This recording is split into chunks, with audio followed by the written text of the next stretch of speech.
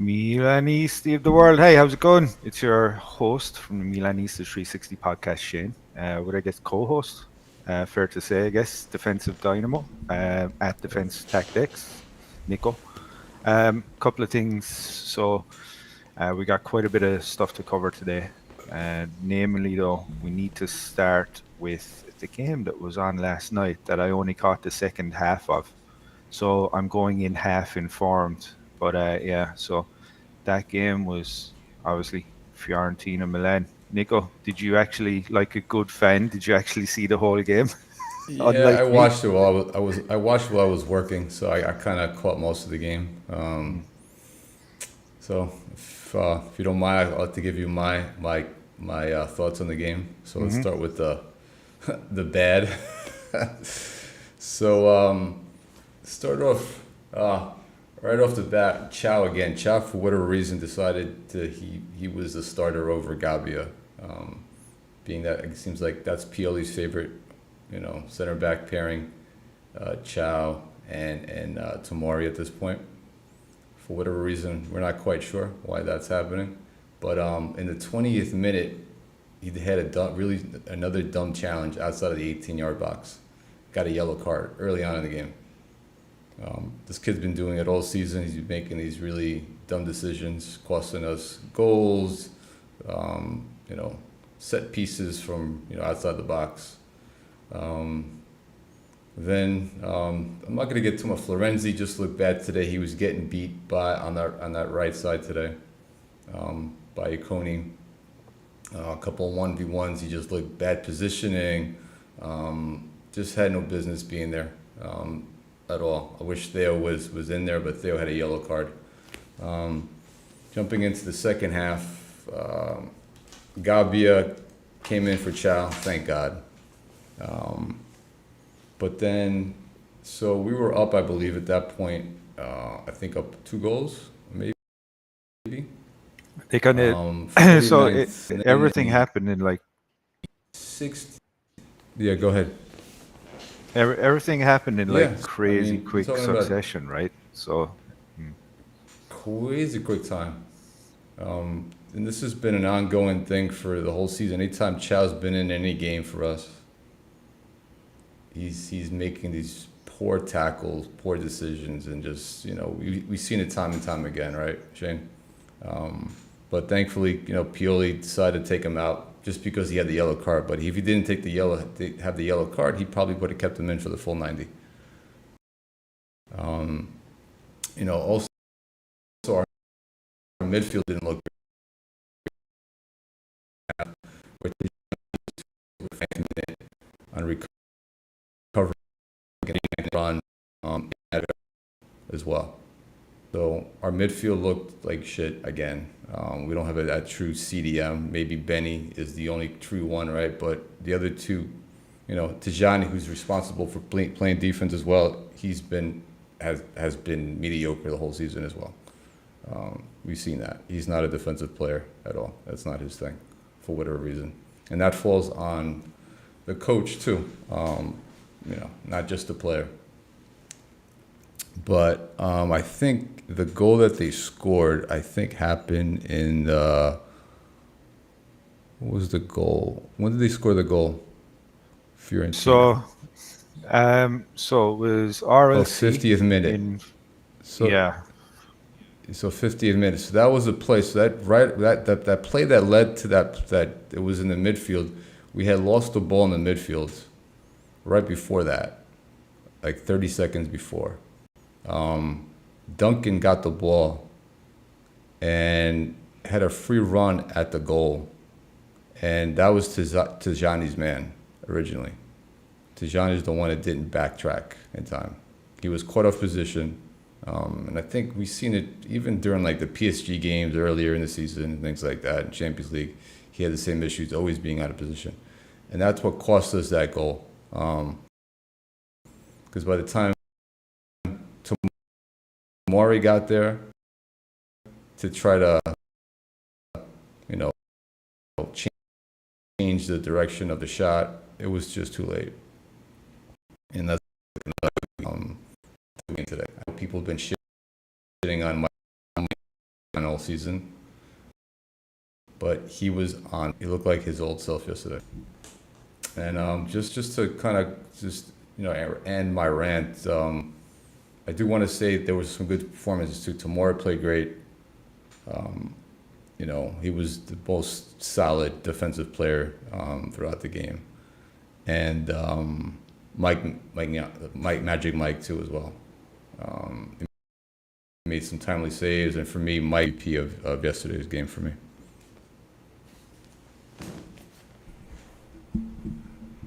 How about you, Shane? What did you think of that second half when you turned it in?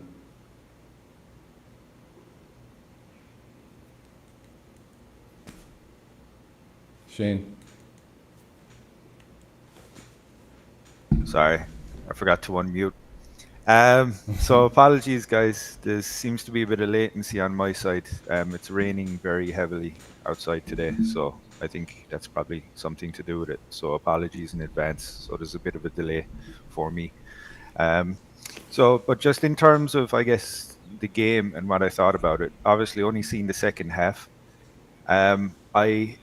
The bits that I did see from Benacer in terms of him, spraying balls forward, he did it a few times, and it's like he's slowly getting back to, being a good proficient, player again for us. Calabria was spun by what's the guy for Fiorentina? It's not Gomez. What's his name?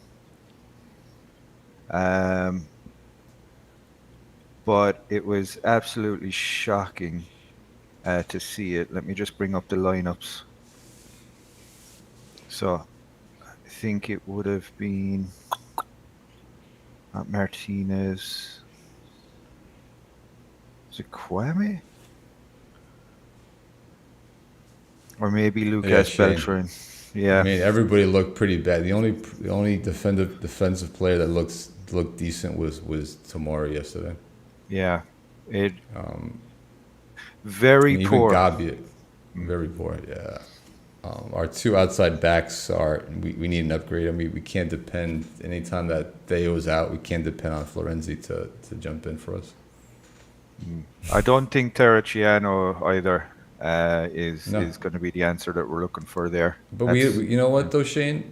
I'm glad you brought that up. The kid hasn't had enough minutes, so we can't even make a fair judgment on him. That's a fair point. Fair point.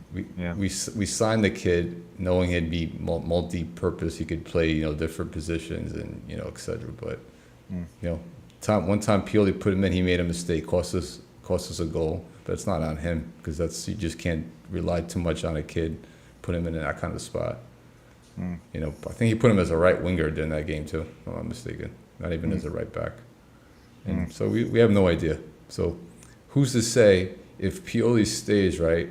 Because that's what it looks like according to all these, quickly just everybody's saying, Furlani has come out saying that we trust Pioli and everything else.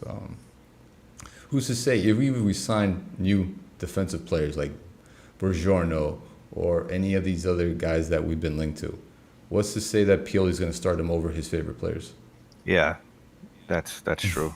That's true. Especially, and we're going to cover this in a bit, right? But when you see, for us to be a very serious team, right, you need at least at starting level, right? You need quality players in every position.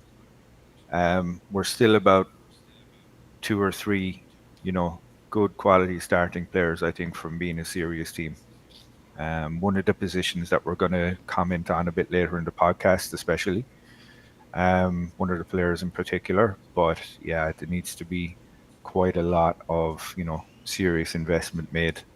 But I mean, you see it yourself, though. I think the not to go over this because we can go through this maybe a bit later in the year when we see what's happening on the market, but we seem to have a plan about a lot of our loan players this year. So they're going to be sold, right? They're going to be liquidated, and then those funds are going to be used to purchase, a starting quality level striker who is quote unquote ready. All reports are kind of pointing that it's going to be Xerxes from Bologna, but I don't know. You'd have to look at it, man. I think Xerxes would probably be the best fit for me. But then, if it's going to be Xerxes and then Jovic backing him up, is that enough?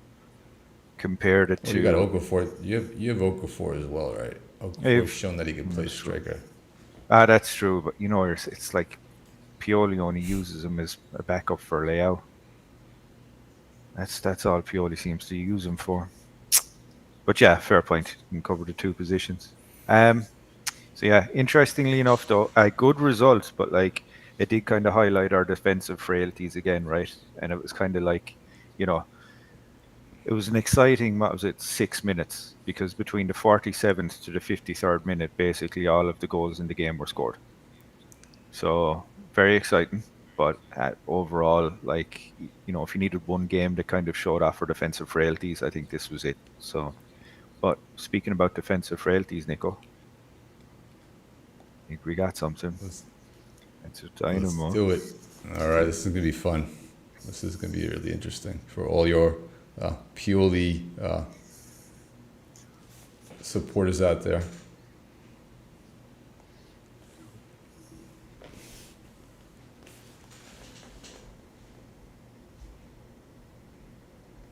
I'm gonna pull up the graphs, Shane. So the graphs I am not seeing on my side. Are you able to pull them up there? Yeah, let me pull Yeah, them up. Yeah, I got if it them. allows you to do it. I can pull them up this side. All right, here we go. Let's do this. Awesome. I can bring that up. Let's pull up these graphs. So Here we go. all right, there we go. Let's pull up, and let's pull up this one too. And one more. Boom. All right, so decided to pull up, track down Pioli's thesis when he was getting his license in Italy for his pro license. Being that Pioli has stated this year that in several occasions, interviews, that his team doesn't like to play defense, which just sounds insane to me. That a coach actually will say that in public. So let's take a look here. All right, so this is his defensive part. So most of the time when you look at these theses, they're pretty in depth, right? From most coaches on both ends, offensively, defensively, and so forth. But Pioli, this is how he was thinking back in the day. He decided to write one paragraph for the defensive phase. I mean, this tells you a lot for me. I mean, what he thinks about defense. Doesn't really have any deep feelings about defense or passion for it. And this says it all. But now, that's like one paragraph, which is pretty insane. That you're talking about, this is his thesis, and it's a one paragraph on the defensive phase. Now let's get into Allegri. All right, who's known to play defense. I mean, yeah, his Juve team is pretty boring, but defensively they're pretty strong, right? And just generally speaking, Allegri does have a pretty good defensive tactics. This is his thesis. Now, look how the difference is. First, he actually gets into diagrams. He spent enough time to even draw diagrams talking about different positions, the pivot, how midfielders are used, the trequista, et cetera, right? And this is just not it. He gets into even more. He talks about the requirements of the central midfielders. He has graphs. He talks about what their roles on what the team defensively. So right there, just to start off this segment, this is my case against Pioli right there. Just looking at this man's thesis on defense, what he has thoughts about and his feelings, for me says enough. I mean, Shane, what are your thoughts, Shane, looking at these two comparisons? Very concerning. So, you know, the way it's kind of like that thing when you were in school and you got given like a last minute assignment, and it was like you had one guy that basically stayed up all night and necked about 10, 10 pots of coffee and came up with something really detailed and really well versus a guy that literally just threw it together in 5 minutes. Um, It looks like he threw it in the last minute right before he submitted it. He decided just to put something together. yeah, and what's especially concerning, I think, and I've raised this issue before, when you're talking about a coach in the Italian league, which is, more tactical and just built on a solid defense, this makes so much sense. Like that, it's scary. So yeah, man, this is good work though, digging this up. I never even knew you could look at these. Is this something that's like open to anyone who wants to view them? Yeah, they are. There's a couple of sites. I mean, there's a couple of free sites. I mean, they're to view them with ads, obviously, right? Right. There's a couple of sites that translated these theses. Um, Unfortunately, like I was trying to find Klopp and even Pep's Hmm. thesis as well. But with those, it seems like the people who've done it, who've have access to them, you have to pay for them. Yeah. They seem a little bit harder to get your hands on. But I was lucky enough to find these two. And I think I even found Inzaghi's as well was out there as well. Hmm. But I Interesting. decided, let me just, yeah. Interesting. Nice one, man. Nice one. So yeah. So no, So very now, concerning though. exactly. I mean, for me, this says a lot about the man. Hmm. So let's jump into the Stats. stats. Yeah. All right. All right. Let's go between. Let's pull up these stats first. All right. Boom. Oh, that's not it. Why is it pulling up? Okay, here we go. Apologies. Hmm. All right. So the other day, Forlani came out and said, this season in the league, we have 1 point less than Scudetto season and 10 points more than last season on the same game week. It means that we have improved the team and we have a more solid base. So, so this is the reason why I wanted to compare stats and show that this is, Forlani stating that we're actually improving, which is not true. Yeah, point wise, we're doing okay, but as a team, as a whole team, we're a mess, right? So let's pick up our face. So this is the way we were pressing. So doing our Scudetto run, we had, I think, in the last several games, we had Tomori and Kalulu as center backs, right? Right, Shane? That was our Yeah, pairing. that's it. And they were pretty solid. They were both quick, even though they were undersized. They were both fast, athletic center backs for the modern game. And during this season, we were pressing really good because we were able to have Kalulu and Tomori press up the pitch. All right. So during this season, so trying to give you an overview, during that season, Pioli's Milan pressed aggressively after a turnover to try to win the ball back as high up the pitch as possible. They push up with a very high line, leaving lots of space behind the center backs to try to make playing areas small for the opposition to play out. Yeah, obviously this has some risk, but Pioli is much happier for his team to take risk near the opposition goal than his own. And that's because he had Kessie as well. We had different midfielders as well, right? We had a whole different team. We had Tonali. The center backs, Kalulu and Tomori, were encouraged to jump on the press to attempt to win the ball if they had the opportunity. With Pierre Kalulu, one of the best in the league at doing this. He was the perfect type of center back for Pioli, an aggressive and proactive defender with the turn of pace to recover if he needs to turn and spring back if it's failed to win the first contact. Now, if you compare our center backs this season, we've had Chow and Gabia. All right, completely different profiles. I mean, Gabia, even though he's been playing, he's a very aggressive center back. He doesn't have the pace that Kalulu had at that position.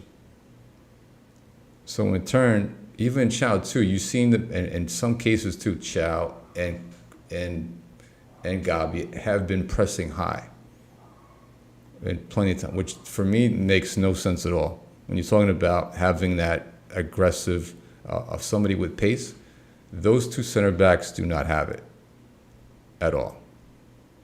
So that's why we're not able to. The press hasn't been so effective for several reasons, besides the CDM issue that we have in the season, is the fact that we don't have, besides Tomari, the other center back is not able to do what could run that title.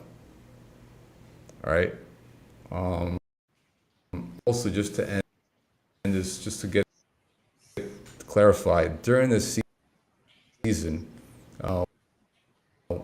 we conceded 31. That was the main reason we won the title. It wasn't based on our offense scoring a ton of goals. I mean, even look at Barcelona, right? Remember Barcelona won it a couple seasons ago, Shane? The La Liga? The only reason they won that, it wasn't because they were off like this offensive juggernaut, is because they beat lower teams and their defense was solid. Right. Just a quick question on Sure. this, Nico, right? How much do you think this is down to, let's say, the defense? So let's talk about Kalulu and Tomori, right? How much do you think that while they were important to our scudetto title season, do you think that maybe more credit needs to be given to someone like Kessie? Yeah, for sure. For that, Definitely. 'cause That was a I've big, always, that was, we said that over and over. I think we've spoken about this and a bunch of other fans. We never replaced Kessie Kessie had his faults. He wasn't the perfect player, but defensively, he did a lot of work for us. that's it. And they seemed to alternate like very well. Like if Kessie came off, Tonali stepped in, or and then you also had Benacer as well. So like we had three, like good players in the midfield essentially for that central position. And it seems we've gone from that now to differing characteristics that are based on what you're showing us makes sense, based on Pioli's, his thesis, which is who gives a fuck about defense, right? You know, when all you need to do is go forward. But even though we have these players now, we're suffering so much defensively, and even the Fiorentina game showed that. It I did. mean, like especially towards the end of the game, right? This was not the highest quality Fiorentina squad that could have been out there, right? I mean, they were missing a couple of starters. I mean, even Bonaventura wasn't playing, right? And he's been clutch for them this season, right? Definitely. And like the amount of times it's like you said about Moynihan. Moynihan like was one of probably was amazing. At least what I seen in the second half. I don't know about the first, but if we didn't have a world class keeper in goal, we could have drawn or even lost that game last night. And it's all due to that Definitely. unbalanced midfield. So makes sense. Unbalanced midfield is huge. I mean, those when you had Tamari, Kululu, Tonali, Benny, Kessie, they worked as a pair, right? They worked as a unit, those players, consistently. Because they knew if Kululu, if one of the center backs pushed up, either Kululu or Tamari, they had faith enough that Kessie or whoever was dropping back, right, to cover their position in the back, had the pace to do their job. And as much as we love Benny, since Benny's returned, right, he right now he's not the same player right now. That takes time. I mean, he doesn't have the legs to do what he did last season or the season before that at all.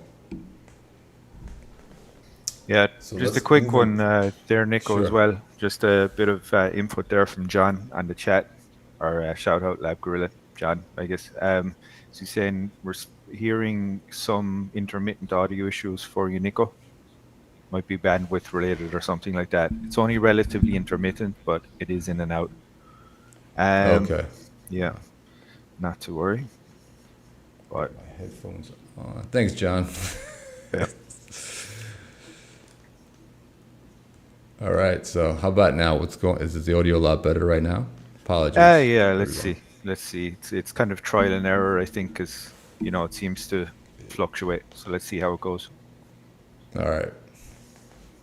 Okay.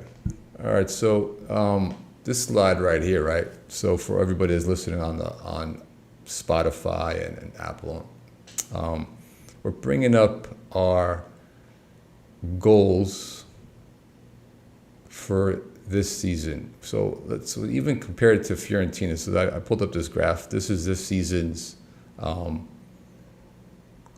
defensive stats. All right. So we've conceded at this point. So we conceded 31 goals in our scudetto run, I believe we said. All right. Yep.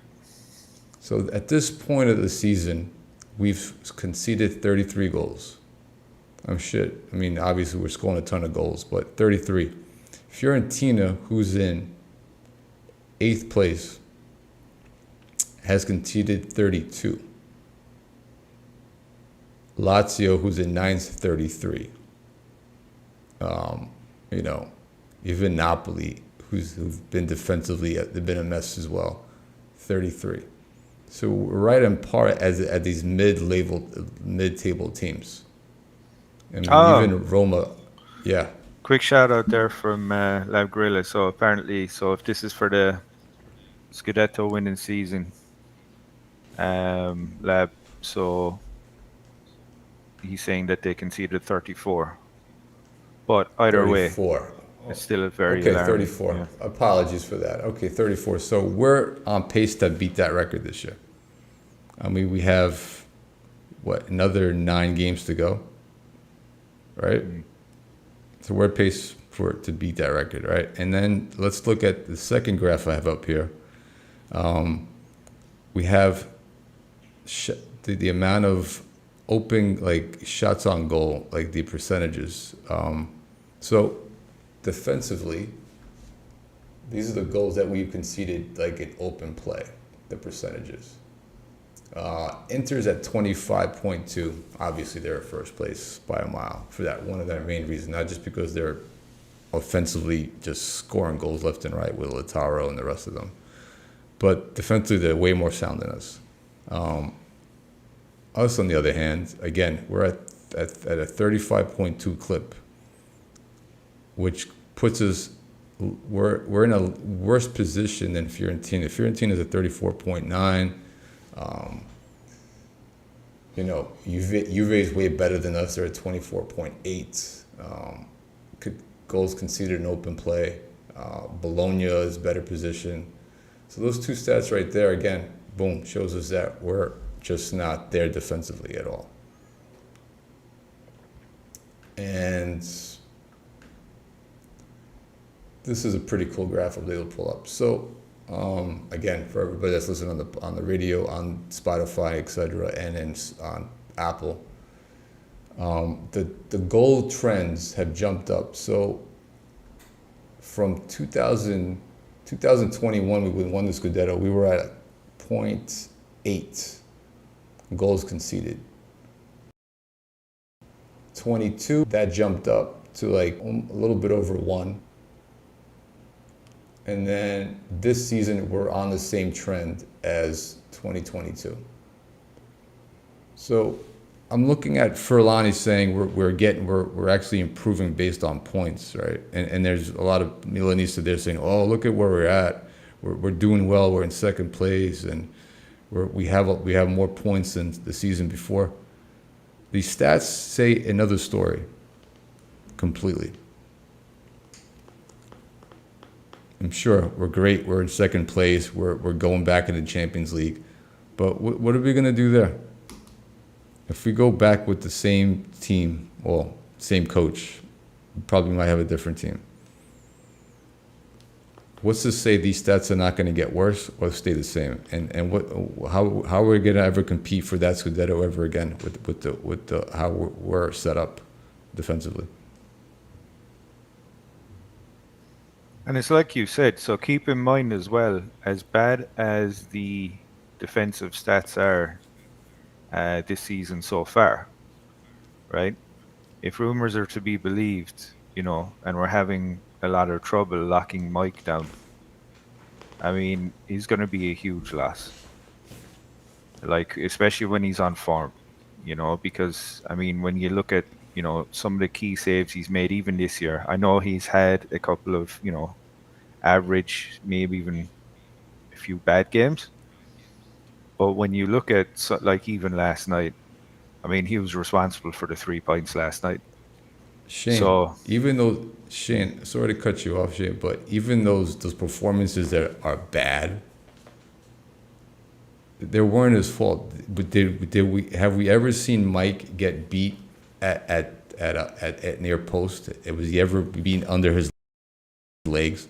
Even those goals that he gave that were scored on us on near post, there were shots uncontested, Shane. Uncontested shots, and he took the right position as a keeper, the way they're taught how to play. He did what he did. He wasn't beating near post. He was they were always shooting far post on him. Uncontested shots with nobody in front of him trying to deflect the shot or change the direction of the shot. So Mike can't. He's not. We've had this thing with Mike that Mike is a Superman. He makes these unbelievable saves. Yeah, great, but that doesn't happen all the time, Shane. So those goals those performances that he had that were average, not Mike-like, weren't just on him. Those are based on how we are organized in the back. 100%.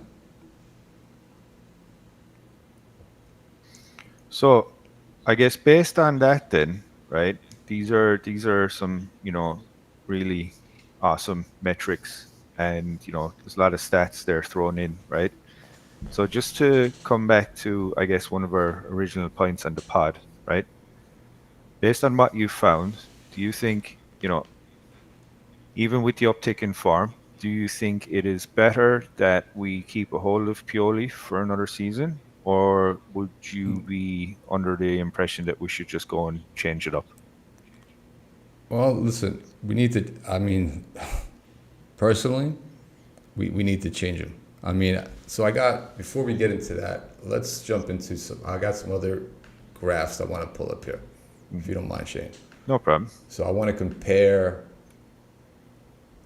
our 21-22.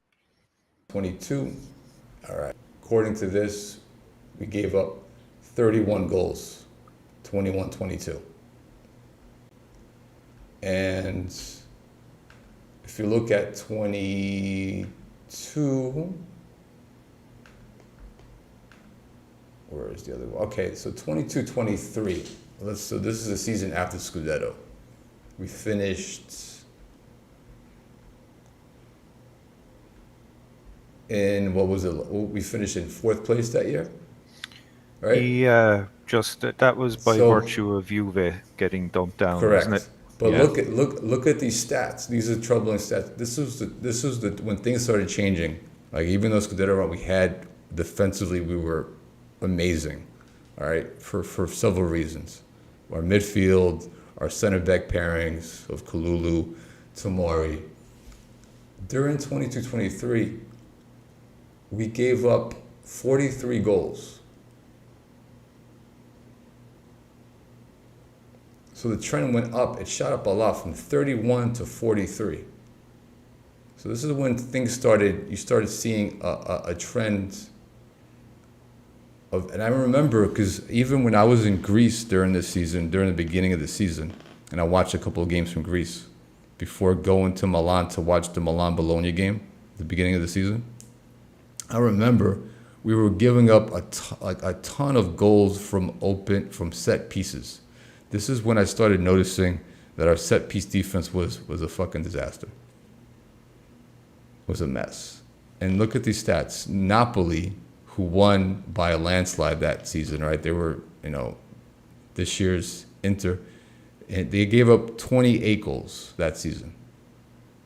And we gave up 43. And we're on that same pace this season as well.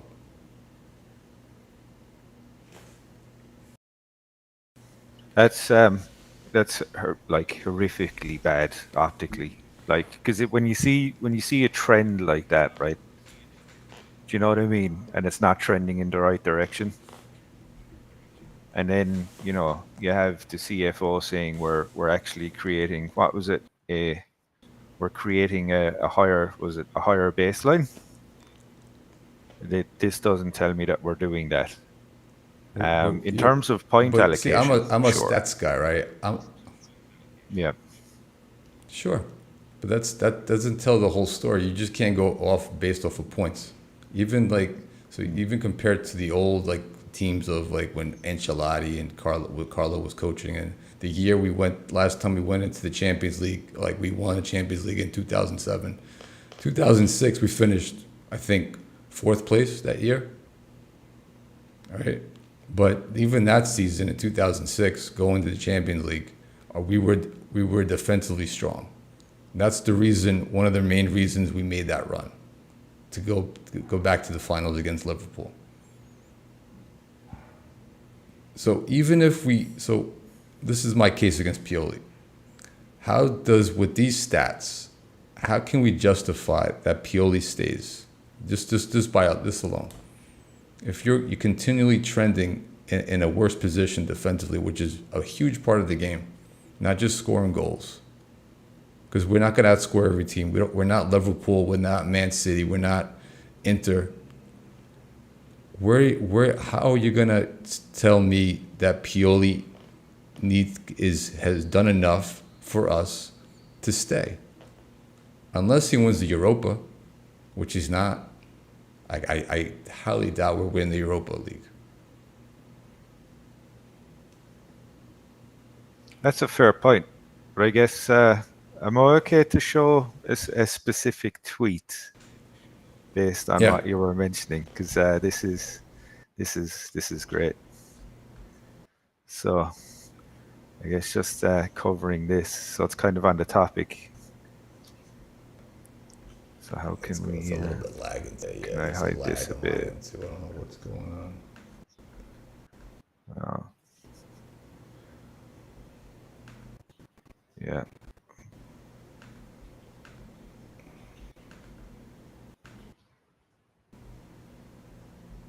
Sometimes it does that, with the upload. So if you're sharing for a bit, it tends to get choppy. Yeah. There we go. There we go. Okay. All right. Damn internet. Mhm. Got that McDonald's Wi-Fi Oh. today. Thanks, Gio.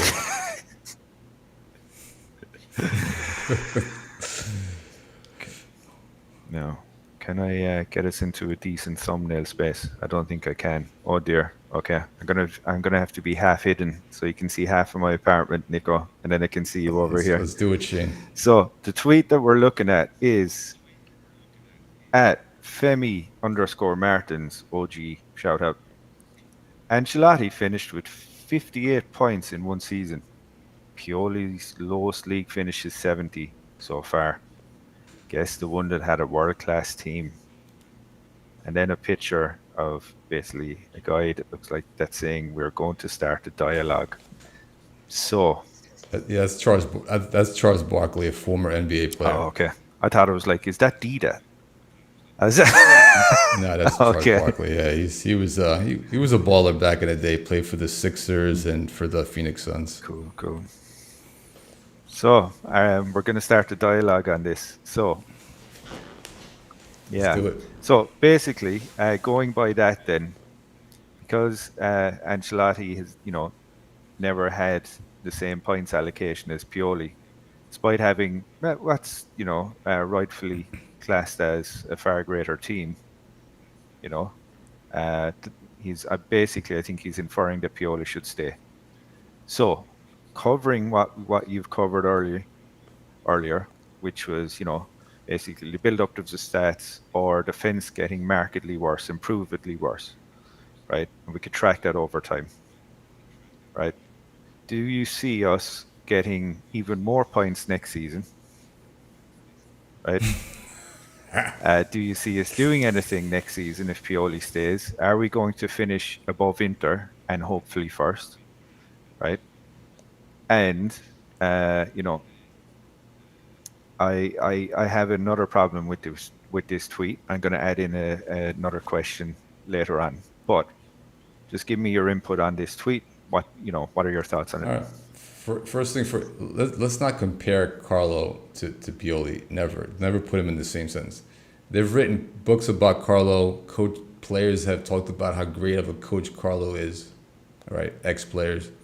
Carlo's coaching at Real Madrid, one of the biggest clubs, was linked to coach the Brazilian national team. Things that Pioli will never do in his lifetime as a coach. He'll never be considered for a top team like that, besides us. All right, English teams are not calling for Pioli's name. People are not talking about Pioli's tactics. They're always talking about Carlos. Even Inzaghi has been linked to English Premier teams. All right, so right there, that tells you right there that how highly regarded Pioli is within the community of coaching compared to those coaches. Two, how many titles did Carlo win? How many Champions Leagues did he take us to? How many leagues? Okay, he had. Yeah, how many leagues did Carlo win in different countries? In a tougher league too, and in a tougher time when Syria was the shit. I mean, all the best players. I mean, even Genoa had good teams back then. With Gasparini's teams and Parma, we were the EPL of the time, Syria. We were the top league in the world with the players that we had from top to bottom in each team. It was way more stacked. Don't look at it now. You look, Bologna, Juve, they struggle all the time. You got Bologna, they're up and down. They play 1 or 2 games and they struggle. Even with the other, Lazio is a not even the same team as last year. So how you going to sit there and tell me, oh, look at the points total? What is Pioli? Yeah, Pioli took us to Scudetto, but do you think he was able? Let's put Pioli. Hold on, let's do this. If put Pioli with those AC Milan teams of Carlos, with those superstars, do you really believe that first he would be able to manage those superstars in the locker room? Probably not. They wouldn't. First of all, they wouldn't respect him. And two, do you think he would have the right tactics? Put him in they would score like individually, they would be fine. But you think we'd get the same results? And this was my follow-up question. Shane. And here's right. And this is why I completely agree. And you know why I think Pioli would never be considered for someone like an EPL club. Or let's say even, I don't know, even outside of the EPL, let's say, I don't know, the Bayern Munich position in the German league, right? Because there's not so much, there's not really much going on tactically other than him depending on 2 or 3 high quality players to try and seal the game every game. Yeah. And it's just layout and tail. That's it. And then Pulisic, sometimes. Pulisic as well, yeah. Pulisic is becoming clutch. Like, so. But outside of that, it's like, can you, do you not need something more to be regarded in the same echelons as the likes of Ancelotti, who's, won multiple Champions Leagues, multiple titles in different leagues with multiple different teams? I mean, you can't even, You can't compare it's like you're comparing one of the greatest coaches of all time to Pioli, who's above. Okay, I'll give him. At his best, he's been above average, right? When he did what he did with us, but he's an average coach. It's because even during that Scudetto win, did you hear any rumors about Pioli being targeted by big? No. Even And Spalletti in Napoli. And kudos, man. We completely agree. But even, oops, sorry, man. But even so that's a fair point, though. I think based on Pioli, when you give me Spalletti, a right? second. I Hold think on. the writing was on the wall. Spalletti knew what was happening. Another Milan fan has entered the building. All right. So yeah, so just to I guess emphasize that, right? So if we look at uh, Spalletti at Napoli, right? Nico just brought up a very valid point, and that point was that was Pioli, even during our Scudetto winning season, was he being considered for other top jobs? And he wasn't. Spalletti, right? Even though arguably he knew the writing was on the wall for the Napoli for the title win, he knew it was going to be very difficult to recreate that. And because Spalletti knew that he couldn't, likely wasn't able to recreate the Scudetto winning Napoli team, right, and players won't be sold, he left. But he was, but he went to the Nazionale. So, right, there's levels on things, right, and the fact that our coach who got us a miracles Scudetto, you know, it's like if he gets, like, let's say if something did happen, which unfortunately I can't see him getting cut at the end of the season, to be honest, because they're going to use this points metric, you know, and not the overall play and and how we're going. They'll just use the points metric, see that as an improvement, point towards Inter having a fluke season, despite Inter actually, it looks like they're still going to be heavily reinvesting now, and Inzaghi's somehow, staying. and And Inzaghi's staying. Inzaghi's staying. So you never know if Juve get their sh1t together, right, in this mercato, right, they could have a stellar season next season, and then it's like, oh, we can still have an increased points total compared to this season, but then we're just going to lose to Juve. So you know what I mean. So there's varying things that we need to look at here, like, and they just the whole, and I completely agree on Nico with what you're saying. It's like, you know when you look at who Pioli is being linked with, if he ever is, right, you don't Never. it's no Nobody. never a thing. It's never a thing. But even So Inzaghi's he was linked to the Bayern job. He was linked to big jobs. Even last season, not just this season, even the season before, teams noticed Inzaghi's play. They were realizing what he was putting together in Inter.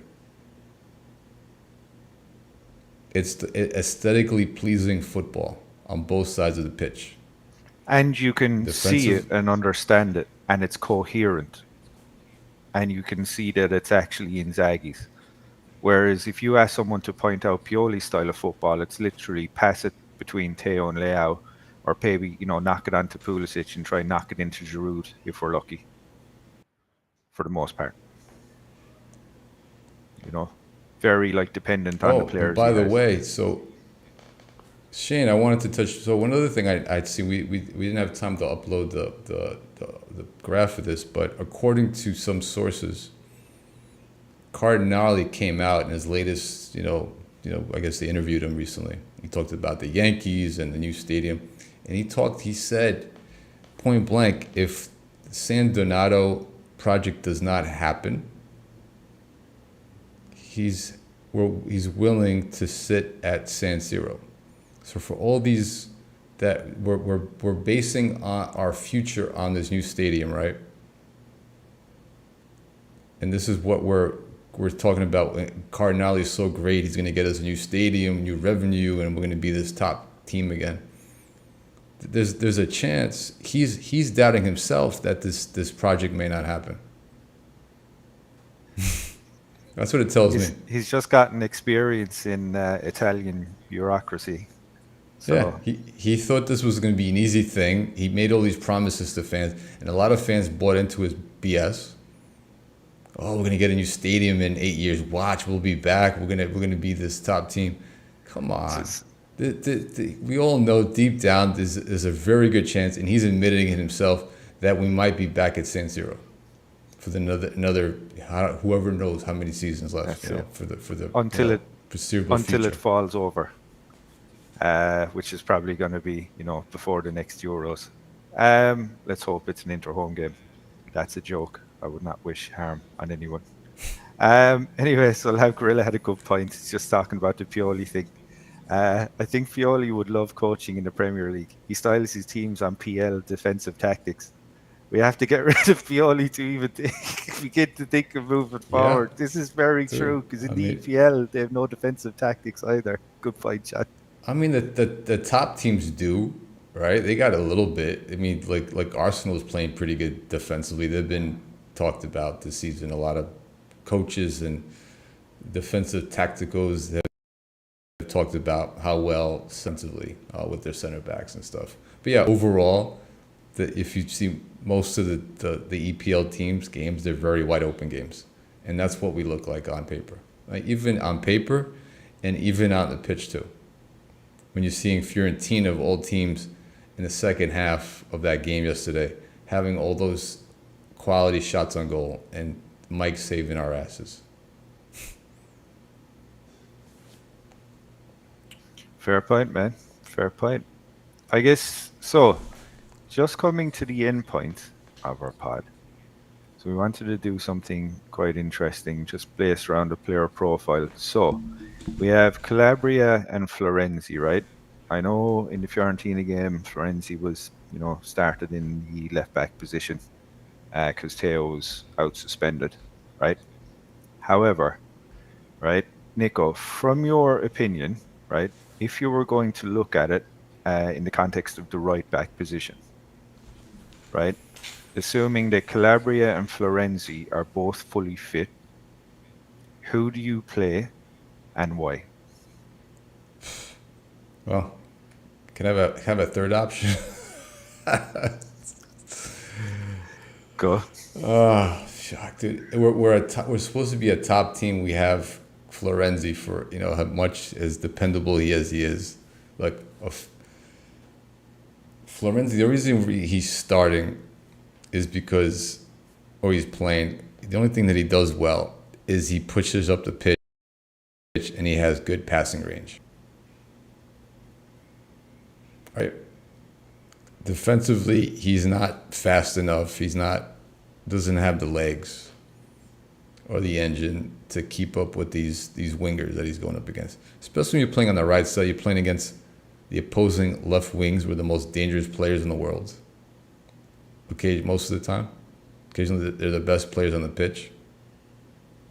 And we're depending on Calabria and Florenzi.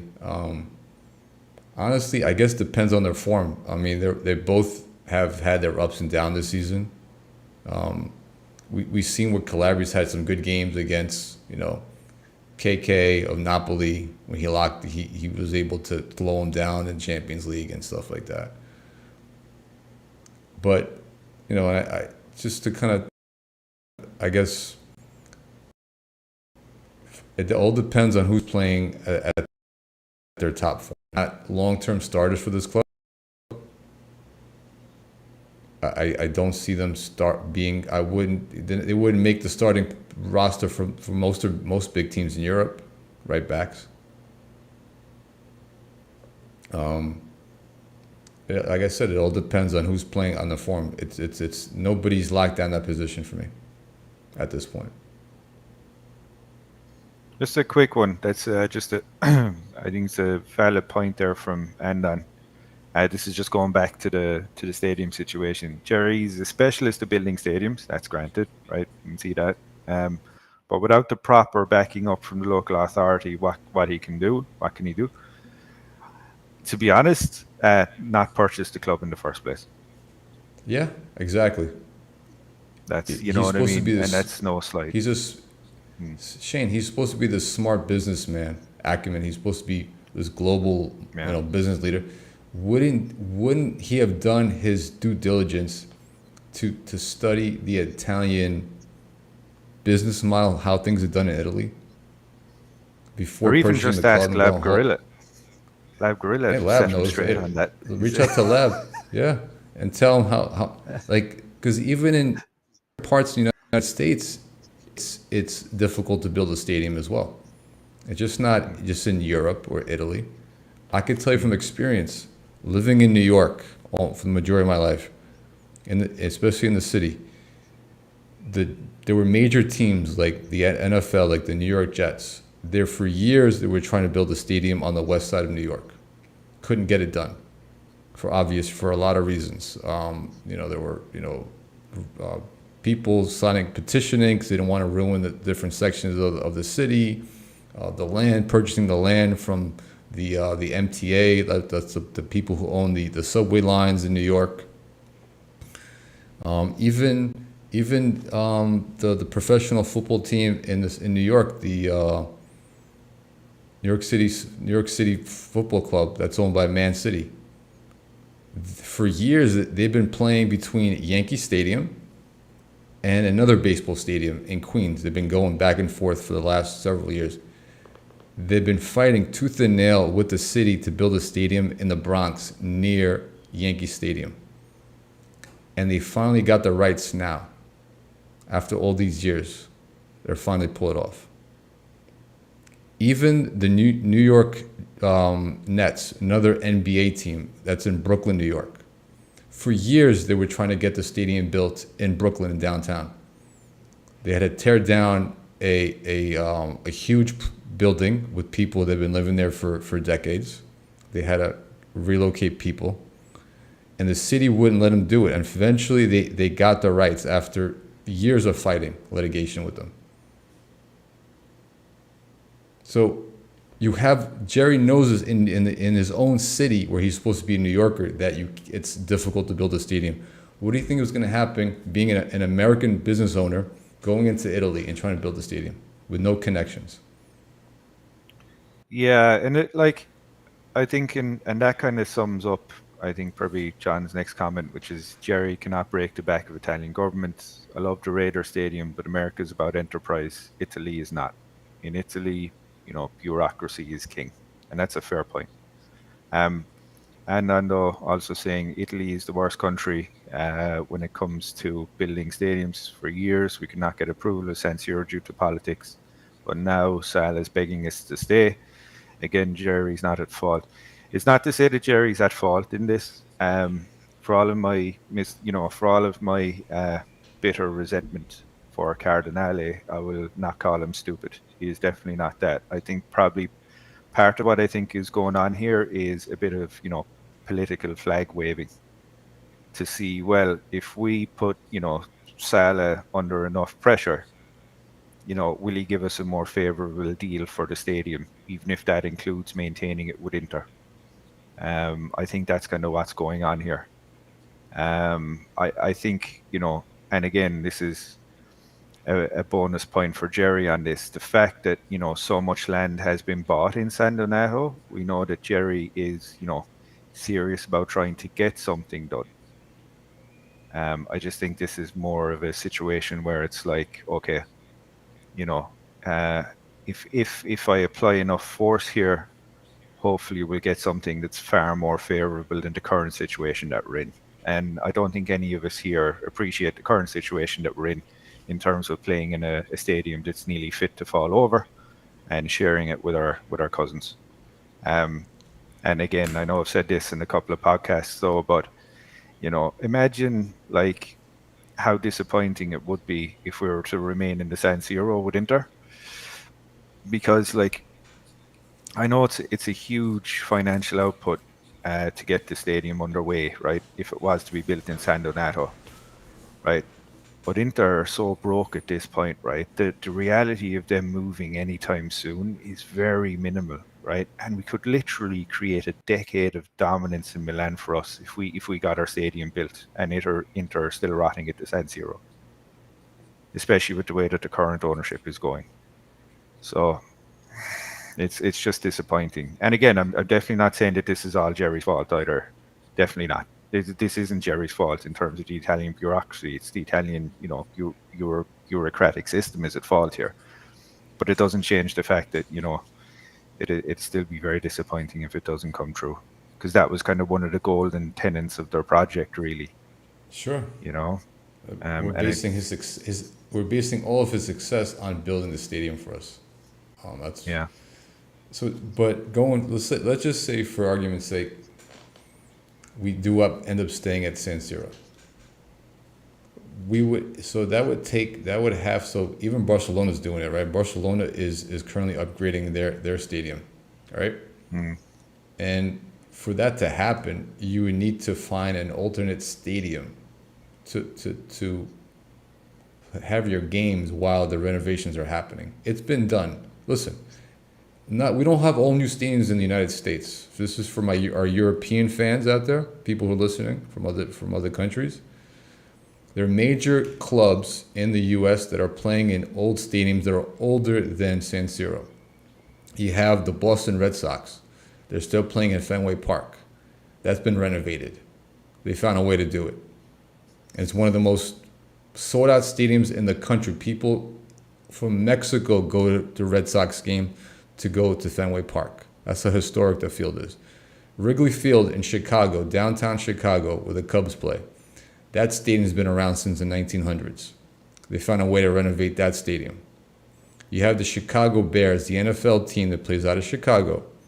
They found a way to renovate their stadium as well. That's old as San Siro. So there is a way to do it. Now, do we want to share the stadium with Inter? That's another thing. But we going forward, if this San Donato thing doesn't happen, which it may not, right? There needs to be what solution is out there? They need to figure out a way. I mean, as far as I know, maybe our Italian listeners know, or Europeans, what would be the alternate stadium for us to play in while the San Siro was upgraded? That's one thing that would need to be looked at. And I don't know how the answer for that. yeah. You see, and the other difficult thing as well, though, is that so what would be extra disappointing about it is, I think, what makes Moneyball like slightly more palatable and acceptable is if there's a big positive long term thing from it, um potentially based around a new stadium, right? Because in a way it would make it acceptable, right? As painful as it may be for a couple of seasons. But if we're to keep going down the Moneyball route and then we're still stuck at point A and still playing in the San Siro, then it doesn't seem that it's been kind of worth it. It hasn't been worth it just yet. And I know, look, it's I guess what are we in now?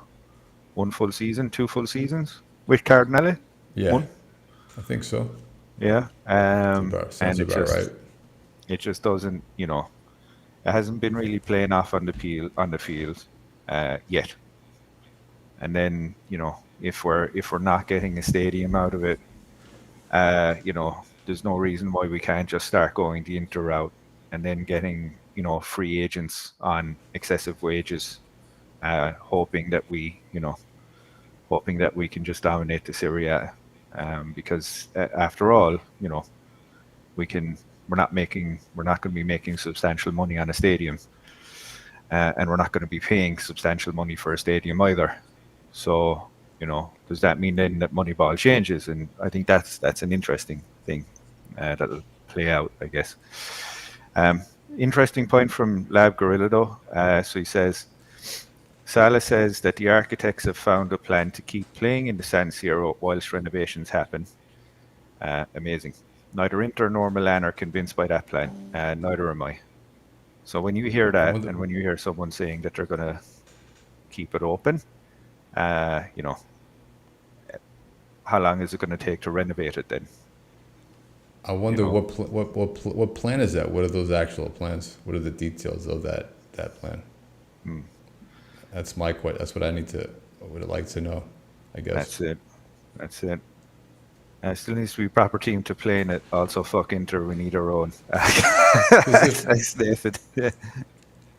because even Shane, you probably know this better than us. Like with Barcelona's current situation where they're playing at some old stadium, right? Well, Mm, from what I'm hearing from a lot of Barca fans, that the attendance has been really low. Being that the interesting. tickets are still, because just to get to that stadium, from what I've heard, I don't know how true it is. I've never been to Barcelona. To get to that stadium where they're currently playing their games, it's difficult to get there. It's It not is, as yeah. easy as accessible as their you know original stadium is. Mm, So that needs to be considered as well. As like, okay, if whatever these plans are for us to be playing at, while they're renovating San Siro, there needs to be a way that we're not losing a ton of revenue because of the transportation, and making it more difficult for fans to get to the game. And you know what's going to happen? It's going to be like the Atalanta Stadium or something like that. Yeah, That's what's going to happen, right? They're just going to, yeah, going to have to be nice to that dancing idiot Gasparini for a couple of seasons. Um, Gasparini, listen. okay, so we'll just take one last question because we're kind of overshooting time here. So, for fair point, just one last point. Nathan just said new stadium works for both. We can use San Siro until the stadium is built. That's fair. But so Anton has just released some breaking news here. So Chelsea are planning to sell Reece James and Conor Gallagher this summer. And the last follow-up point is taking our good relations with Chelsea. Should we try with Reece James? I know he's injuries, but Pulisic did as well, of course, and you know, uh, looks like he's been fixed for the most part. So, would you go for Reece James? Man, I like Reece James a lot. Mm, He's definitely would be an upgrade over Calabria and Florenzi. mm. But he's had that string of injuries in the past. I would take him if we upgraded our medical team and got rid of Pioli, Mm. because we do know Pioli likes to play injured players. He did it with Kalulu. That's a prime example, right? He So, knew. I can So I don't trust Pioli with players that are have had a history of injuries at all. go for I guess Cassadine. that's untrue. That's a fair point. Cassadine over Chelsea, or get Coyote to replace Calabria. I don't know about Coyote, but I can tell you Reece James is probably not realistic just based on his salary, which I've googled. So I'm not sure if this What's is his correct. salary like? 13 million a season. Yeah, we're not. I don't see us doing that. No, And and to be Chelsea's not going to honest, give him away for. no, he's not worth that. He's good, but he's not. You know, a 13 million euro player in the Premier League isn't a 13 million euro player. It's a, you know, that's no growth decree, and we can't get these guys How, anymore. how about the Italian kid from Tottenham, Udogi? Oh no, he'd be. See, the thing is like he's like crazy expensive, isn't he? He's something like I think Yeah, Gio said it on the chat. He's like 100 million. he's another crazy expensive player too. Yeah. Mm. I mean, he'd have some So choice, like, but you see, the problem is right, is because he's doing really well in the EPL, but other EPL teams will see that, and especially the only way that we could feasibly afford this player is either in the last year of his contract or, you know, like wait till his contract runs out. But there's not like if we're getting beaten to if we can't give a high salary to if we're getting beaten by Inter for high salaries, like we've no choice if other EPL teams come sniffing around that same player, which they will. So it's kind of like if it's feasible or not. I think yeah, the only realistic option that we're going to get is some unknown player from you know French listen, League Two or French, something. and we've done it before. Look, Kalulu was a gem, right? I mean, Mm, Moncado, that's his specialty is the French, is picking out French players. That's his mm, market. true. So, I mean, if hopefully he could find us another young, unknown, kid out of France who hasn't played any professional games, That's like it. or trust in your Primavera, or invest enough in your academy, Mm. build up, get somebody a right back in the academy to build them up, and trust them, and promote them like they should be, Mm. or like go Well, the hopefully, sporting just way, on go. that, mm, on on the Primavera situation, it's looking likely now that Milan are going to be entering a under 23 team in, I think it's a Serie C So we're for the going the coming Juve season. route finally. Yeah, Yeah, that's been Juve been doing that for a long time. yeah. Juve and Atalanta, I think, as well. Yeah, it's supposed to be. And They called yeah, that the next gen teams, I next think. gen, baby, next gen. Yeah, next Oh, gen. so Yeah, that's a Simic good. Listen, playing Simic against. can get Simic and Zaroli and those other kids that we got That's coming it. up, That's it. While we're and still Camarda. playing Kier. Oh well, I'd say Kamar. Do you think Camarda's going to stay? I hope so. We've had this. I know we've been talking about this a lot in the several chats and online. And Mm, if we don't and are not able to keep them, that's a huge mm. loss. It is, yeah. That's going to be especially on this management if they lose that kid, Mm. especially to a big club like a really big club. No, Because Man City. according They to would, like yeah. Man City take, because they like to pry those young talents from everywhere. That's what they like to just and Mm, we shouldn't worry about too much from Real Madrid because they like to poach from South America, you know, Brazil and so mm, forth. But Man City, they poach from everybody. So mm. let's hopefully we get that deal signed. We sign the kids sooner than later. Because like you can only imagine though, and I know there's always a big if with a young player like that because the stars have to align. But you can imagine, like, you know, let's say I don't know, he goes to okay, Bayern Munich, for example, right? Not saying that they're interested, but let's say he goes to Dortmund, you know, and like, I mean, 4 or 5 years time, I mean, that guy could be going, if he keeps up this, like, I mean, he'd be going for 140, 150 million to Man City, and it's like we're giving away a player that could potentially net that for us if we needed to in future, because we're not going to give him, quite a large salary for a kid his age, which I think is crazy. But I'm sure with some sort of like incentives and bonuses, hopefully we could get somewhere within reason of what his agent wants without going, as high as the agent's asking for. So, That's all now Grillo speculative. Where do saying, we? hmm, say again. Yeah, go ahead. No, it was Lab say. I heard Camarda. Go ahead, Shane. Yeah, Camarda cannot go to City. Something about legally Syria are not allowed to sell youth players outside of the European Union. That's new to me. What about, yeah, because Udogi came from, although Udogi wasn't youth, was he? He was actually playing for Udinese, I think, at the time. So he wasn't technically youth. Okay, interesting.